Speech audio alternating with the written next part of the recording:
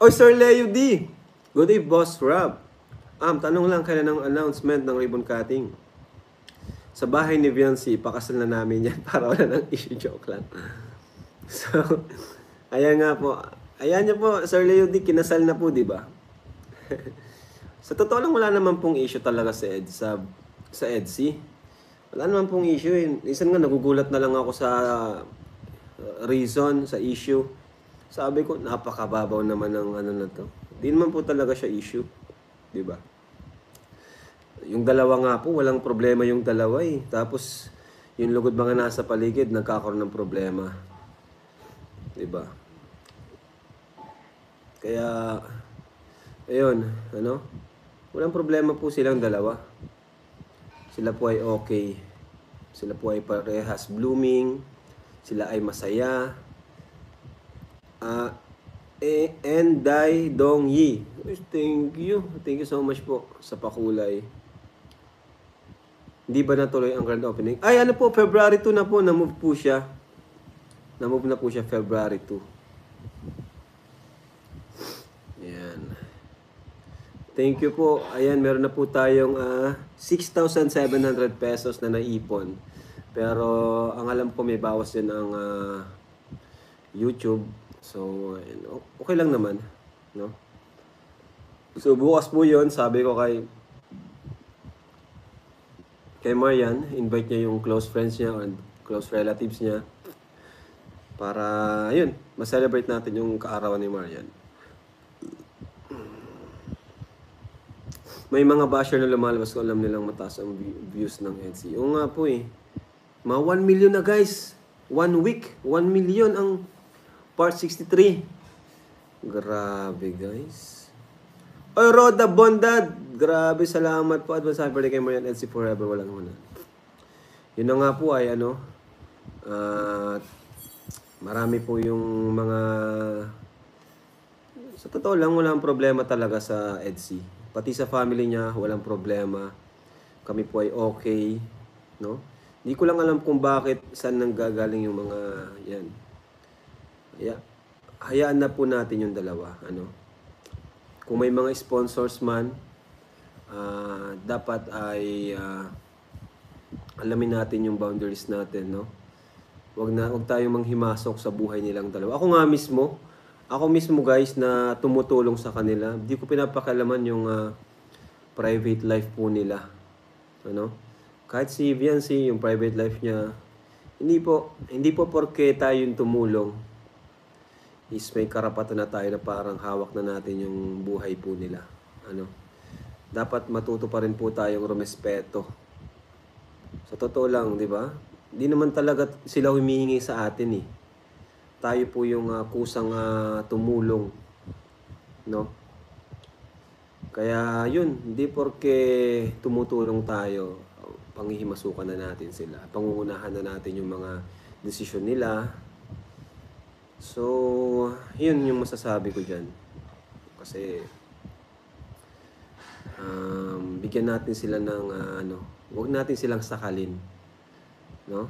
Huwag natin silang sakalin.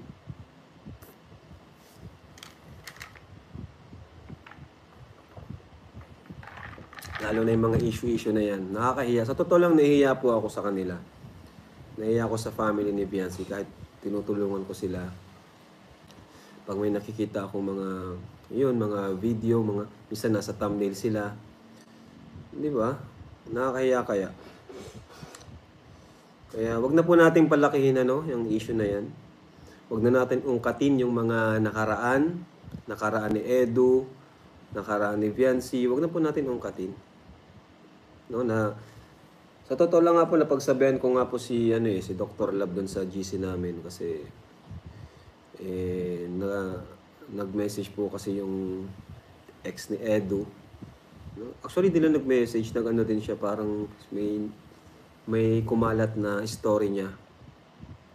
So, huwag na po natin idama yun. Tapos na po yun. Huwag na natin idama yung nakaraan ni Eds. Noon na tayo magdawit ng ibang tao dito. Kasi tapos na po yun. No? Nakakahiya po sa bilang kalingap Di ba? Nakakaya po. Kung mababasa ng iba, mapapanood ng iba.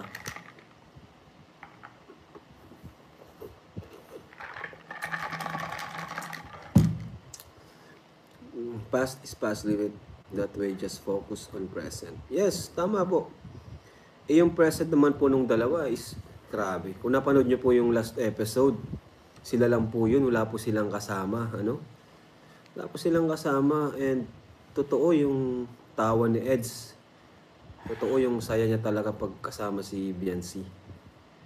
At nakita ko dun sa dalawa yung chemistry talaga nila. Parang maganda talaga yung ano nila kung sakaling maging sila man bandang huli, no?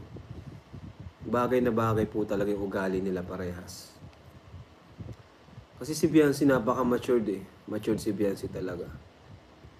Parang age niya is nasa 20 plus na. Para sa akin, ano. Oy, Ma'am Dea, shoutout po. Thank you so much.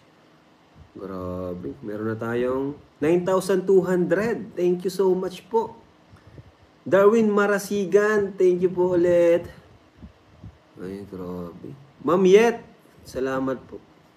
Salamat po sa mga pakulay ninyo. Yan po ay para kay Marian po yan. Ano? Po kayo magalala.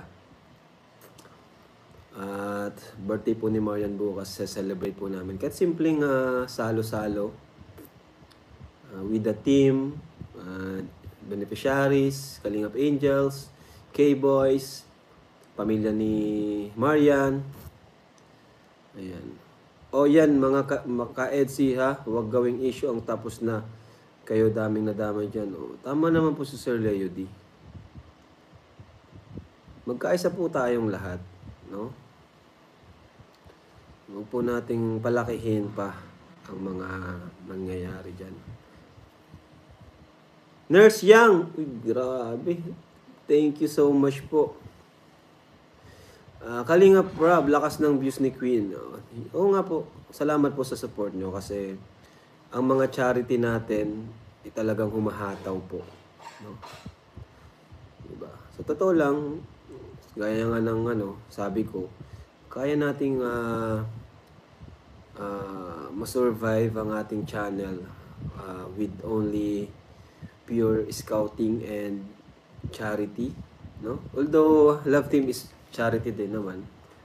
But Love Team kasi nag-create siya ng sometimes create ng toxic na mga comments na community, no? So, yun po. Kung i-stop natin ang Love Team, talagang survive naman ang channel natin. 'Di ba? Pero yun nga, marami tayong dapat i-consider, kasi pag tinigil natin yung Love Team, kawawa ang mga Kalingap Angels natin, mga scholar natin, kawawa po yan.